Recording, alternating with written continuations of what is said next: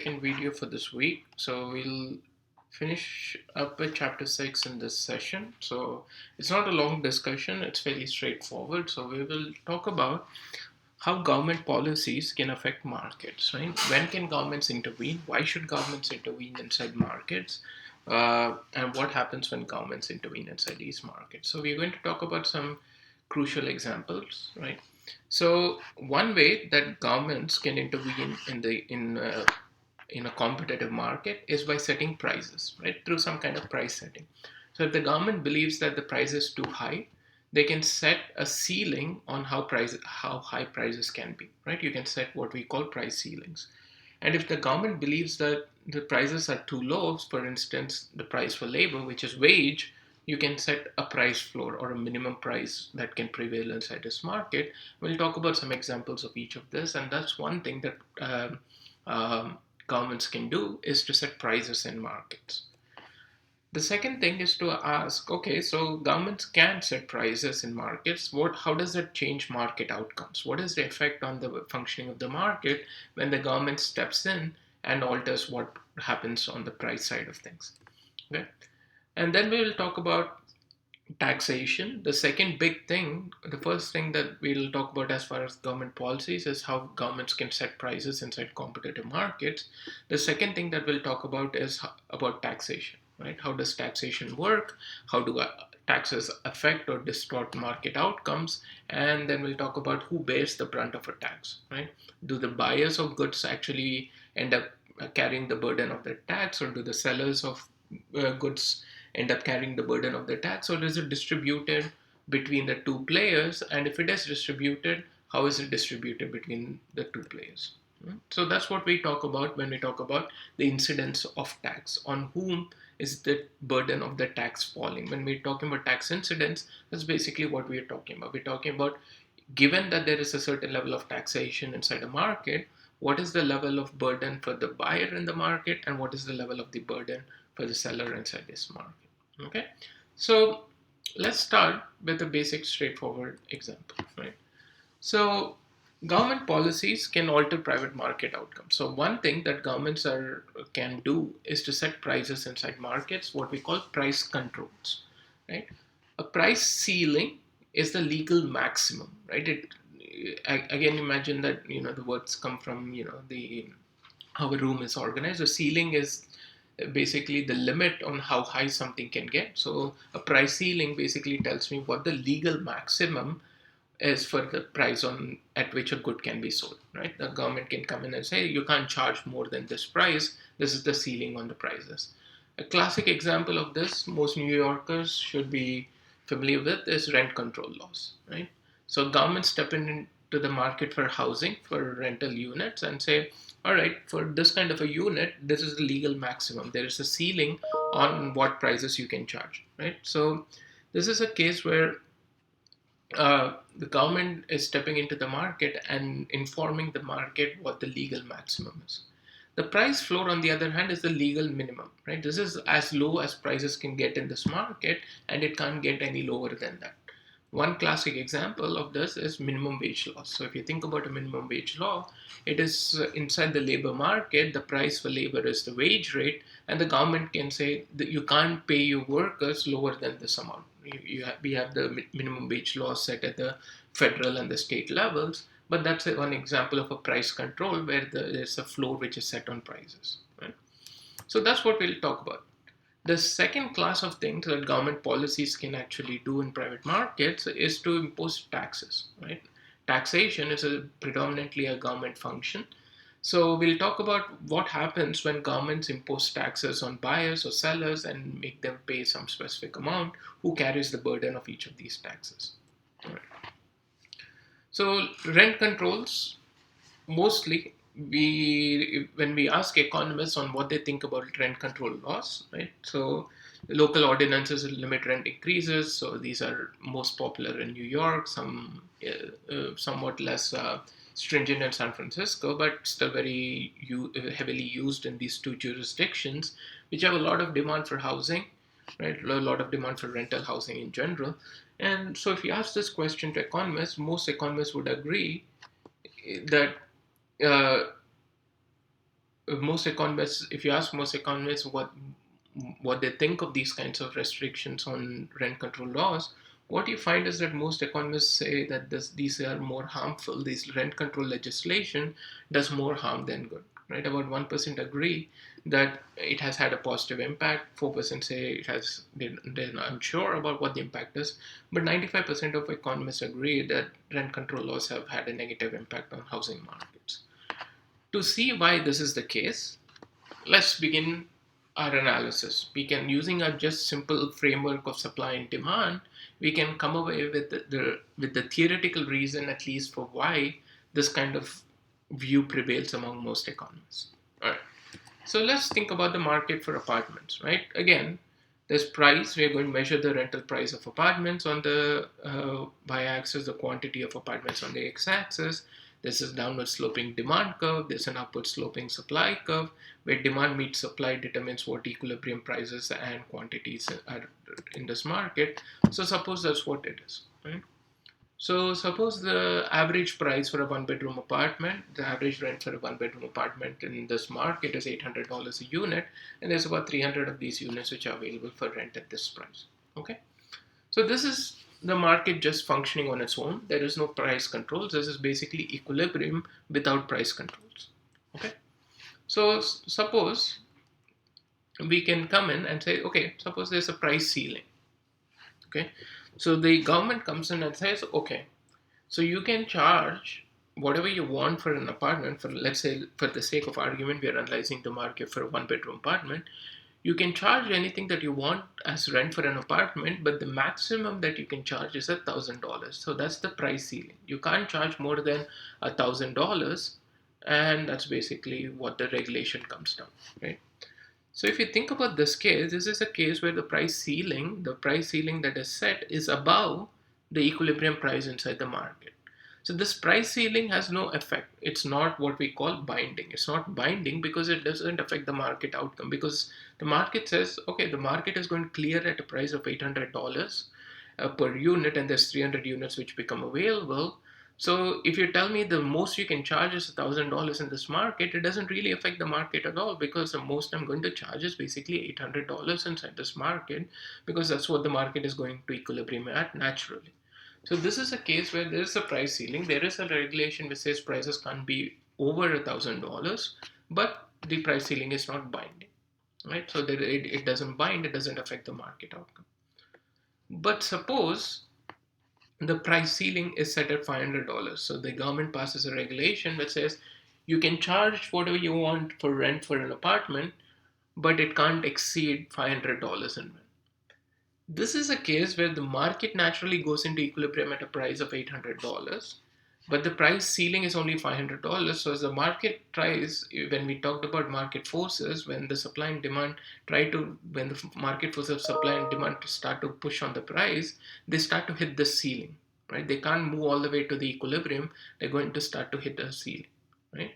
So if I hit this ceiling at a price of $500, there's only 250 units which are becoming available for rent, right? So the supply of apartments is only 250 units when the price is $500.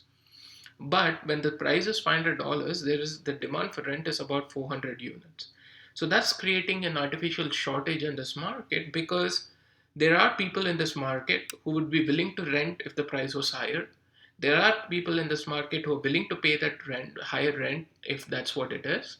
But all of those people are essentially priced out of this market, right? So if I allowed the market naturally go into equilibrium, there would be other people who would be willing to put their apartments out on the market for rent if the price was allowed to be greater than $500, all the way up to $800.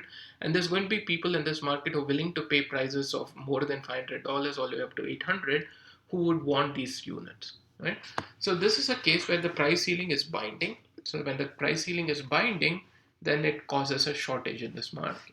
Okay, so that's basically the story, right? So in the short, if you think about what the problem with the price ceiling is that there are going to be a subset of sellers. So everyone in here in this region, the subset of sellers who want to rent their apartments only if the price is higher than 500, and the market can support that. The market can go all the way up to 800, but it's artificially prevented from going up. It also consists of this subset of people who want to rent apartments and are willing to pay more than 500, but they're not able to find apartments. So that's the story with what happens when the price ceiling is binding. Okay, it causes a shortage in this market. Okay, the problem is further exacerbated in the long run, because what we studied in the last session is that we said that demand curves and supply curves for most goods in this market are much more elastic in the long run than they're in the short run. So you're going to have a much more flatter supply curve, a much more flatter demand curve, which only serves to open up this gap even further. So in the long run, supply and demand of rental apartments are more price elastic. So the longer this goes on, the bigger the shortage begins to get, right? So that's the problem. That's the reason why most economists disagree that rent control laws are a good way to basically regulate housing markets, because they cause these shortages both in the short run, as we saw in the previous slide, and they exacerbate the problem in the long run, because in the long run the elasticities are much higher for these rental units, right? Okay, so hopefully that makes things clear. It's fairly intuitive idea.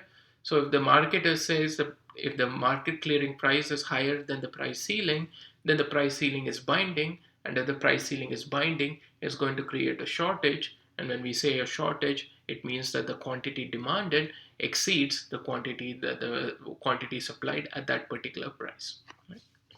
All right.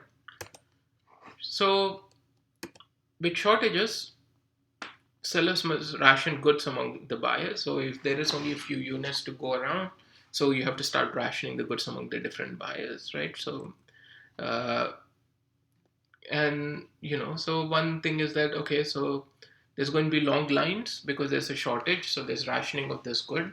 So there's going to be long lines, so it takes forever to find an apartment in New York. And part of the problem is that a lot of buildings are rent controlled or rent stabilized, and then there's a issue with how many units become available in the market, right? So there's long lines, there's discrimination based on sellers' biases. So we find this in the literature around bias in housing in general, and they're often unfair and inefficient, right? So the goods do not necessarily go to the people who value them the most, right? So basically, when we are talking about the situation in a shortage, there's all these class of buyers who are willing to pay higher prices for these units, but basically can't find one, right? So if you think about maximizing social welfare, these are the people who have the highest willingness to pay but are not able to access this good because the price ceiling is stopping them from accessing this good. Right? So that's basically what we mean by the fact that the outcomes are usually unfair and inefficient. Is, in a certain sense, market efficiency means that the person who has the highest willingness to pay gets the good, right? So if it's a competitive market where different buyers are competing amongst each other for a good, the person who bids the highest amount or has the highest willingness to pay usually should get the good, but with the price ceiling, that's not what happens, right? All right, let's talk about a similar case, similar price control case. We'll talk about the market for unskilled labor, right? So one thing to recognize is price and quantity. So quantity is the usual, the quantity of unskilled labors that are available inside this market. Here, the price of labor is basically what we define as the wage rate, right? So that's why I put the W here, because the wage rate basically tells me what the price of labor is, okay? So the usual setup, we have a demand curve for labor, there's a supply curve for labor, and the market goes into equilibrium where demand meets supply. So initially the equilibrium, let's say, is that the price, the equilibrium wage rate is $6, and there's 500 workers who are employed in this economy. Right? There's no price control. This is what the equilibrium looks like inside this market before there is any government intervention. All right. Suppose the government comes in and says, okay, now we think that there's some unfair labor practices. We think we want to raise the minimum rate that is offered to laborers. And they say, okay, we're going to put a minimum price or a price floor in this market. We're going to essentially limit how low wages can get inside this labor market for unskilled labor. So the government passes a regulation saying that the minimum wage should be $5. Okay. So you can pay your workers anything more than $5 if you choose, but the minimum you can pay them is $5. So if I consider this case, the market is naturally paying workers a much higher price. The market is paying them $6, relative to what the price floor is. This is a case where the price floor is not binding. It has no effect on the market outcome because the equilibrium price in this market is already above the price floor, right? So I'm already above the floor, so I don't really care about where the floor is. So the price floor basically is not binding in this market, okay? But suppose instead the government comes in and says, okay, we'll impose a minimum wage law, we'll set a price floor on how low wages can be, and it's set at $7.25, right? So if I set the minimum wage at $7.25, the market can only support a wage rate of $6, but you say I can't pay anyone in this market more less than $7.25. What am I going to have? When the wage rate is $7.25, demand for labor is only 400 workers. So firms look at this and say, that's quite expensive for labor, so we want to hire few workers. So we want only 400 workers. The supply for labor is 550 when the minimum wage is basically $7.25. A lot more people want to work relative to when the wage rate was lower than that. So again, we have a surplus, right? Here's the case where there is excess supply. There's at this price, the quantity supplied of labor exceeds the quantity demanded for labor, and we have a labor surplus. A labor surplus, if you think about it, is just unemployment, right? So what is happening here is that there is these class of firms who are willing to hire workers if the wage rate was lower than $7.25. There's these class of workers who are willing to work if the wage rate was lower than $7.25, but because the minimum wage law doesn't allow them to work at any wage rate lower than the $7.25, these people are basically unemployed. Right? So in general, what we find is that when minimum wage laws get passed, at least this is what we find empirically, right? When minimum wage laws are passed, it affects the labor market for unskilled workers more than it does the labor market for skilled workers, right? So why we say that is because if you go on and take a second course in microeconomics, when you take intermediate micro, the demand for labor is basically generated by how productive labor is, the marginal product of labor as we call it. That's what generates the demand for labor. So for skilled labor, usually the marginal product of labor is much higher. So generally speaking, this price floor is not binding. The price floor is generally lower than whatever the market already goes into equilibrium at. So in those markets, the price floor is not binding, so it doesn't affect what the market outcome and the wage rate in those markets are. It more or less disproportionately affects low skill labor, right? So when you set the labor, the minimum wage laws are passed and the price of labor is set at a level which is higher than what the market can go into equilibrium at, we find that there is going to be some level of unemployment inside this kind of a situation, right? So a 10% increase in the minimum wage raises teen unemployment by 1 to 3%. That's what empirically we find is that if you think about classes of skill versus unskilled, people who are very young don't really haven't had really that much time to develop a proper skill set which is employable. So teenagers, people over the age of 16 who are allowed to work inside the labor market are the ones who are most affected by this kind of minimum wage law. Right? The minimum wage laws generally affect the unskilled labor market much more severely than they do inside the skilled labor market. Right? All right.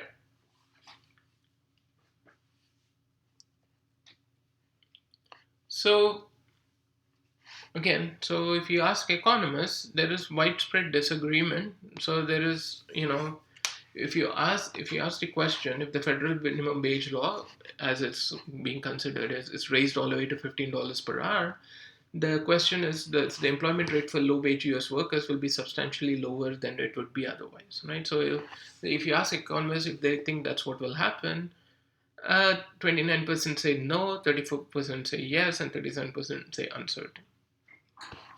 Why this is the case is because now elasticities for these labor in these markets have a bearing on whether it'll be higher or lower. So we'll get to that in just a second when we get into some more examples and we consider other cases. But that's one thing to take into account here. Right? The the minimum wage law, how it affects labor demand and labor supply depends on what the elasticity of labor demand and labor supply are in different markets where the price floor is binding. Okay, so we'll come back to this soon, but before that, let's look at an example, right? So let's consider a market for hotel rooms. Okay, let's start the market off in equilibrium. So there's prices and quantities.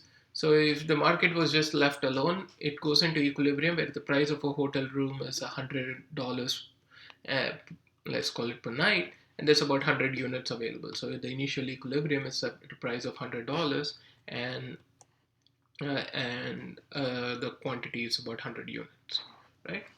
So let's consider three different cases where we impose different kinds of price controls in this market and see what the effects are. Okay. So the first case is where we impose a $90 price ceiling. The second case is where we impose a $90 price floor. And the third case is that we impose a $120 price floor. Right? Let's consider each of these cases one by one. Okay. $90 price ceiling. Okay, so if it's a price ceiling, so at $90, what the government regulation says is that you can't charge more than $90 for a hotel room, right? It's a ceiling because it tells me what the legal maximum for the price in this market can be. So if the government steps in and says, okay, you can't charge more than $90, the market actually naturally goes into equilibrium at a price of $100. This is a case where this price ceiling is binding, right? Like the price wants to go to 100, but it's being held at 90 because the government has intervened in this market and set a legal maximum on how high prices can get. So when the price is $90, there's about 90 units worth of supply in this market. So, when the price is lower, there's less supply. So 90 units are supplied. When the price is $90, there's about 120 units worth of quantity demanded in this market, and we generate a shortage, right? So there's about 30 units worth of shortage, which wouldn't exist inside the competitive market structure, right? All right, so that's the first case. A $90 price ceiling in a market where the equilibrium price is $100 is actually binding, and if it's binding, it generates a shortage. Okay. Consider the second case, a $90 price floor. Okay. A price floor tells me the legal minimum. It tells me how low prices can be inside this market, right? Suppose the government steps in and passes a regulation and says, okay, you can set whatever prices in the market you want, but it can't be lower than $90. You can set prices at $90 or higher than that. This is fine. The market is going to go naturally into equilibrium. Here, you say it can't be any lower than this. What do I care? I'm not going to be lower than that. The market outcome is going to be higher than the price ceiling anyway, or of the price floor anyway. This is a case where the price floor is not binding. The equilibrium price is $100 and the quantity is 100 rooms, and the market is allowed to freely get there, right? Because the price floor essentially says this is the minimum you can have. I'm going to be above that anyway in the market outcome. So the price floor is not binding, right? The crucial thing here is that sometimes these regulations do not bind in these markets. So when you pass regulations, and if you want to actually see an effect inside these markets, you need to make sure that the constraint that you're passing is actually binding inside that market, is actually actionable inside that market. All right. The last example we'll talk about is a $120 price floor. Again, so the government passes a regulation. Price floor means that this is the legal minimum. So you can't charge anything less than $120. So that's the price floor. So I can't charge a price anywhere lower than $120. If I think about the market outcome itself, the market wants to go into equilibrium at a price lower than the price floor. So it's lower than the floor itself, right? The equilibrium is lower than the price floor, and then I have a problem on my hands. The price wants to go below this level, below this price floor, but the regulation holds the price at that level, right? So when the price is $120, there's about 60 units worth of demand. So there's 60 units which are demanded, 60 hotel rooms which are demanded, and the supply is about 120 units because it's a higher price. There's a lot of people who want to supply hotel rooms, and now we have a surplus, right? There's a 60 unit surplus in this market because of the price flow. Okay. So buyers demand 60 rooms, sellers supply 120 rooms, and it causes a surplus. Okay. All right. Hope this is clear. So again, if there's any questions, leave them in the comments below the video, and I'll be happy to answer them as we go along. All right. So where do we end up with this on price controls, right? So on just evaluating price controls. So if you think about when we started off this course, we started off with this notion that markets are usually a good way to organize economic activity, right? That's what we said. Okay, markets are a good way to uh, basically organize economic activity, mostly because it allows for price discovery. So it allows us to discover what the consensus of the market is on the value of some good or service that is being traded inside the market. Right? So when you ask economists about any kind of price control, whether it's price ceilings or price floors, usually if either the price ceiling or price floor is binding, in some way or the other interferes with the efficient functioning of the market. Right? So the prices that are established in this market are not generated through some random process. It's not some haphazard process which is generating the prices inside a competitive market. The prices are basically set based on supply and demand, right? It's balancing out the two competing impulses inside the market. Buyers want to pay as low a price as possible, sellers want to charge as high a price as possible. And they're going to bargain with each other over and over again inside this market, and the efficient price is reached through this consistent exchange of information between buyers and sellers inside the economy, which is a way of saying that the markets serve a crucial function of coordinating economic activity, right? So, any kind of when we introduce any kind of price control, it's a way of basically interfering with the market outcome. Right? Now, is this to say that government should never regulate prices in this market? Okay. Now, the crucial thing is that so you might want to use price controls, right? Government intervention is a positive thing when there is an unfair market outcome, right? So if there is, we'll get to this in a couple of sessions when we talk about public goods and the under provisioning of public goods. So there are a certain class of markets where the market outcome, how much the quantity that the market provides in equilibrium is less than the socially optimum level. So we'll talk about all of this when we talk about public goods. So we might want to use price controls in those cases to somehow incentivize people to either supply less or supply more of this good that we're talking about, right? But the crucial thing is that you might want to use these price controls, but sometimes it backfires. Like the discussion around the minimum wage laws that we've had basically says that if you pass minimum wage laws for people who are already making a lot of money, it doesn't affect them in any way because the price floor that you set or the minimum wage that you pass in this context is not binding for them. They're in no way affected by that law, but it disproportionately affects the people you're trying to help, right? The people who need the jobs, who are willing to work for less than the minimum wage, slightly less than the minimum wage, all of them are basically priced out of the labor market, right? So that's the problem that we have on our hands. Okay. So there's other ways. We'll get to these as well when we talk about government policies in more detail a bit later. Is you could provide subsidies, right? So there are incentives, there are mechanisms. Usually it's either a subsidy or a tax. We'll talk about both of those cases. How you can a subsidy is used to incentivize a particular activity. A tax is used as a disincentive for a particular activity, right? In a certain sense, we can use subsidies to increase access to these kind of vital resources. So you can provide subsidies for rent. So suppose you make $800, or okay, suppose you can afford to pay only $800 for rent. The market, its equilibrium outcome is that the price should be $1,000. To make sure that you can afford the housing, the government can step in and introduce a rent subsidy. Says, okay, you pitch in what you can, which is 800. The government will basically offset the rest, the difference, the $200 contributed through some kind of a government rent subsidy program. Similarly, for wage subsidies, what we call the earned income tax credit. Again, we'll get into this in a bit, but basically, the story is that if you're not earning enough, there is a de facto subsidy that you get basically, uh, uh, you know, a refund, a tax refund from the government based on how much you're earning and how much lower than it is than what is considered enough for subsistence. Right? So we'll talk about all of these things around the earned income tax credit and analyzing government policies when we get into it in more detail.